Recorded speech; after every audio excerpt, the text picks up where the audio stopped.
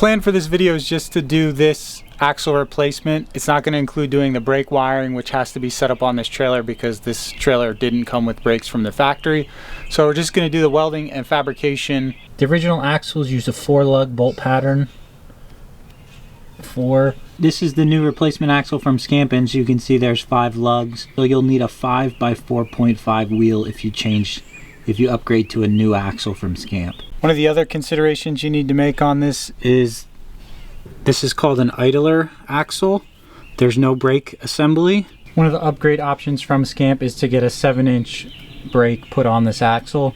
So this is good for not only when you're towing, you're doing steep hills and you want to use some brakes on the trailer, but also you can set this up for a breakaway condition. And basically that's a battery that's on the trailer, and if the trailer disconnects from the vehicle that's towing it, the battery activates these brakes and it'll stop the trailer.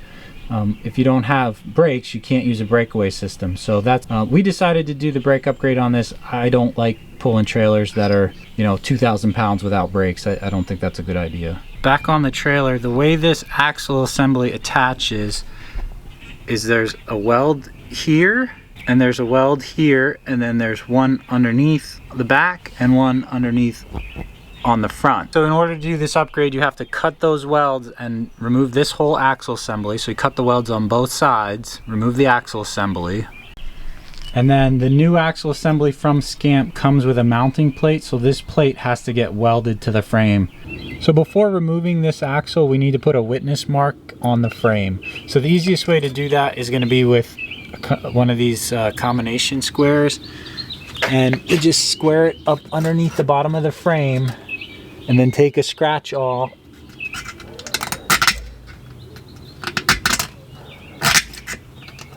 and scratch a line on the frame. And the reason you use one of these is because the line is going to be extremely thin and it's permanent. You've scraped the steel. So when we're down here cutting and welding and cleaning this up, we can never remove that mark. And I'll do the same thing on the other side. So on this side we have to do it a little differently. You can't get a combination square in here because of the stiffening bracket. So you'll take your square, just a steel ruler, lay it on top of the frame, line the front edge of it up with the front edge of the spring perch, and you're going to make basically just a 1-inch long mark. I got a 4-inch grinding wheel. We're going to go in here after these welds.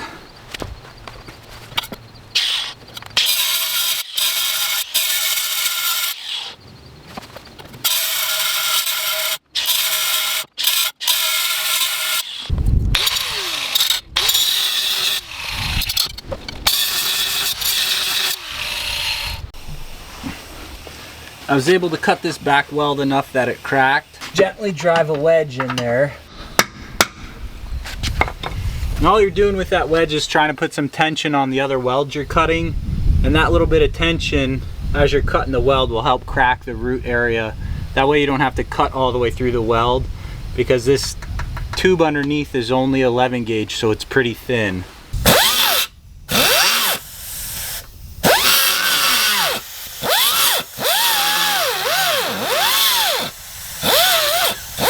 This side's free now, it's sitting on a jack. You gotta go over and do the other side. Alright, I don't really like to use the cutting torch unless I absolutely have to, but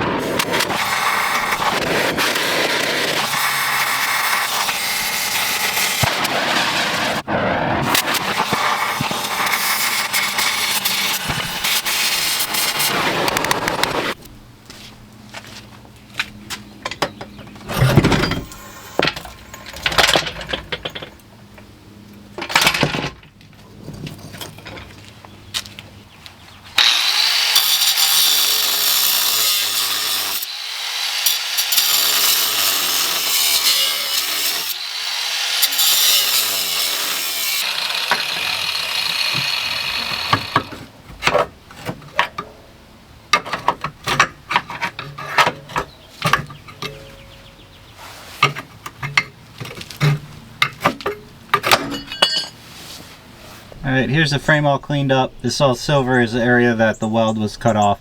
I have another small gouge here I'll have to repair. That little dot right in the middle, that's the frame repair. Because this year make model of camper has the lowered floor, so there's a floor that is right here. So some of them it creates an access issue to this bracket, so we're gonna have to get it slid in there and see what. All right, I can't take this off. It's locked on so bad I can't even take it off, and I've got. See those crimps in the end?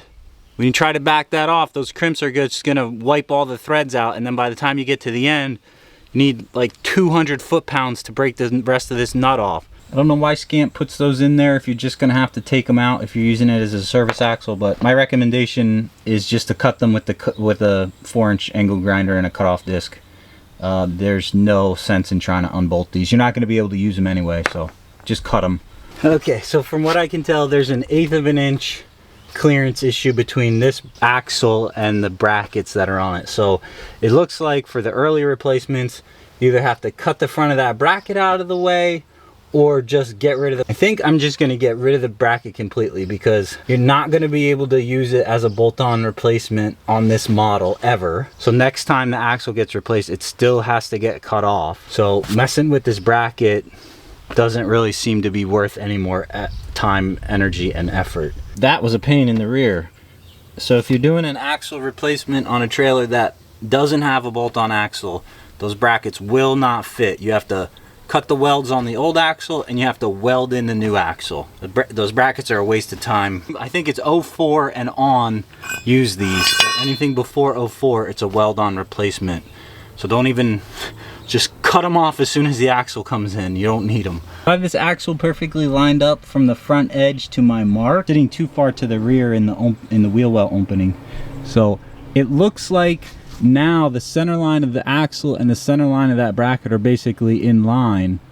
And on the old axle, there's an 1 1/8 space. So it looks like I need to shift the axle forward. So this is on what would be the passenger side. There's a contact from this frame support to where this bracket is, and it's not gonna clear. So I cannot get the 1 1/8 spacing that I want without either cutting the tube for the drop floor or cutting the bracket. So I think what I'm gonna do is slide the axle back out one last time.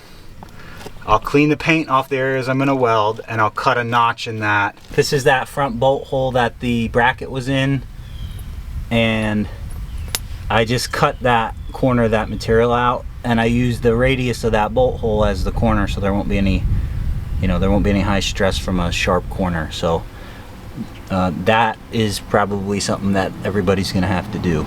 I did my final alignment. I ended up 1 3/8 in front of the front. Right, that was the line of the old axle, and the new axle is 1 3/8. And then this bracket, there's a space from the edge of this bracket down to the frame, and that space is 11/16. You need to check the spacing between this frame and that. You want to make sure there's a gap there. If that fills up with material or junk, it's going to rot out the axle or rot out the frame. So make sure you have a space there. Ideally, it should be around 1/4 of an inch. Mine got a little tight, but at least it's not touching. So that's even left and right to my frame, and even forward and backward based off my reference line. So I'm just gonna weld it back in with the same welds that were there. There's a clean spot there I can weld, and a clean spot there I can weld. And then I'll clean this and weld the front, and do the same thing in the back. I'll clean that and weld the back. Okay, just finished welding. So I basically put back in the same welds that I cut out to take the old axle off. 2 long ones, 2 short ones, up in the front and down in the back. So here's what the new wheels and tires look like on the trailer. So it's the same size tire and it's the same size wheel, other than the bolt pattern, which is now 5 on 4.5. So they look really good. Thanks for watching the video on the axle replacement for this 1991 Scamp trailer. Just a couple things to recap.